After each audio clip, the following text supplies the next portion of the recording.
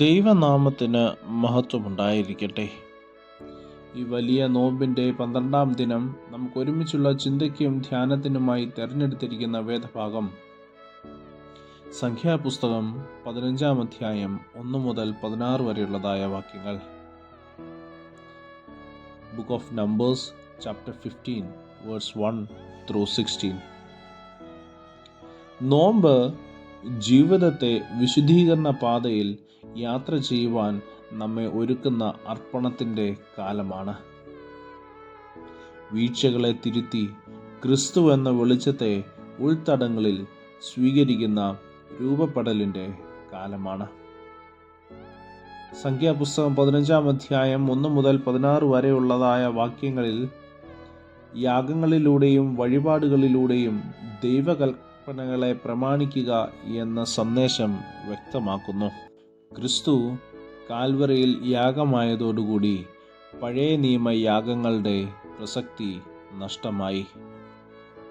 ദൈവത്തെ പ്രീതിപ്പെടുത്തുക എന്നതാണ് മനുഷ്യൻ്റെ ലക്ഷ്യം.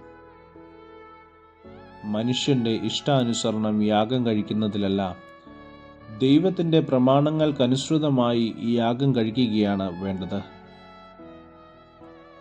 ദൈവസന്നിധിയിൽ എല്ലാ മനുഷ്യരും ഒന്നുപോലെയാണ് എന്ന സത്യം 15-ാം വാക്യത്തിൽ നാം വായിക്കുന്നു. ദൈവകൽപ്പനയിൻ പ്രകാരം ജീവിക്കുവാൻ ജീവിതത്തെ ഒരുക്കുകയാണ് നോമ്പ് നമുക്ക് നൽകുന്ന മുഖ്യ ആഹ്വാനം. നോമ്പ് ജീവിതത്തെ യാഗമായി അർപ്പിക്കുവാനുള്ള ആഹ്വാനമാണ്. വിശുദ്ധിയിൽ ജീവിക്കുവാൻ ശരീരങ്ങളെ ജീവനും വിശുദ്ധിയും ദൈവത്തിന് പ്രസാദവുമുള്ള യാഗമായി സമർപ്പിപ്പീൻ, മനസ്സ് പുതുക്കി രൂപാന്തരപ്പെടുവീൻ എന്ന് റോമർക്ക് എഴുതിയ ലേഖനം 12-ാം അധ്യായം 12-ാം വാക്യത്തിലൂടെ പൗലോസ് അപ്പോസ്തലൻ പ്രഖ്യാപിക്കുന്നു.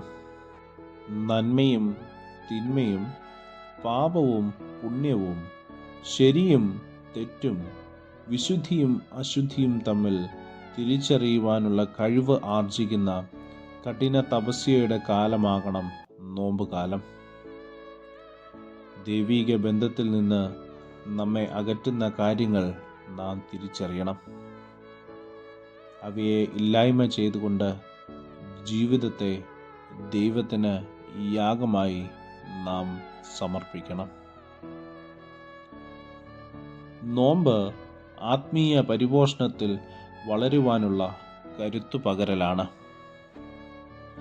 എല്ലാ വർഷവും ആചരിക്കുന്ന ഒരു അനുഷ്ഠാനമായിട്ടല്ല, ദൈവബന്ധത്തിൻ്റെ ദൃഢതയിലേക്ക് നയിക്കുന്ന അനുഭവമാകുമ്പോഴാണ് നോമ്പ് അർത്ഥവത്തായി തീരുന്നത്. നോമ്പ് ഭക്ഷണം വെടിയൽ മാത്രമല്ല, ജീവിതത്തിലെ ദൈവിക കൽപ്പനകൾക്ക് വിരുദ്ധമായി നിൽക്കുന്ന മുൾച്ചെടികളെ പിഴുതെറിയലും കൂടിയാണ്. പ്രിയരെ, നോമ്പിൻ്റെ അനുഭവം ഒരിക്കലും അവസാനിക്കുന്നില്ല. ഭക്ഷണം വെടിഞ്ഞ് പ്രാർത്ഥിക്കുമ്പോൾ നമ്മുടെ അയൽക്കാരൻ പട്ടിണിയാൽ വേദനിക്കുന്നുണ്ടെങ്കിൽ നമ്മുടെ പ്രാർത്ഥനയ്ക്കും നോമ്പനുഷ്ഠാനത്തിനും എന്താണ് പ്രസക്തി? നോമ്പ് ഒരുക്കത്തിൻ്റെ കാലഘട്ടമാണ്. സ്വന്തം ജീവിതത്തെ നന്മയിലേക്ക് നയിക്കുവാനുള്ള, നല്ല ഹൃദയമുള്ള മനുഷ്യരായി തീരുവാനുള്ള, വേദനിക്കുന്ന ഹൃദയങ്ങളെ മനുഷ്യരായി തീരുവാനുള്ള,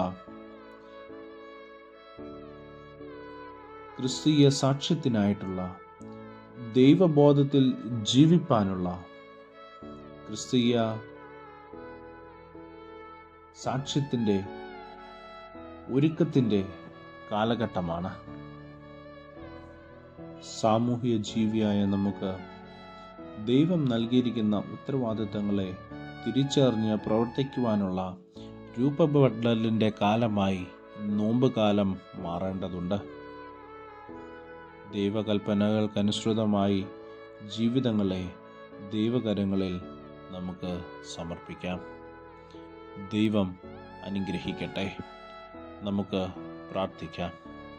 ദൈവമായ കർത്താവേ, അവിടുത്തെ ഹിതം തിരിച്ചറിയുവാനും അതിനായി പ്രവർത്തിപ്പാനും ആവശ്യമായ ഊർജം നേടുവാൻ ഈ നോമ്പുകാലത്തിലൂടെ എന്നെ സഹായിക്കണമേ. വേദനിക്കുന്ന ഹൃദയങ്ങളെ അറിയുവാനുള്ള വാഞ്ച എന്നിൽ തരണമേ.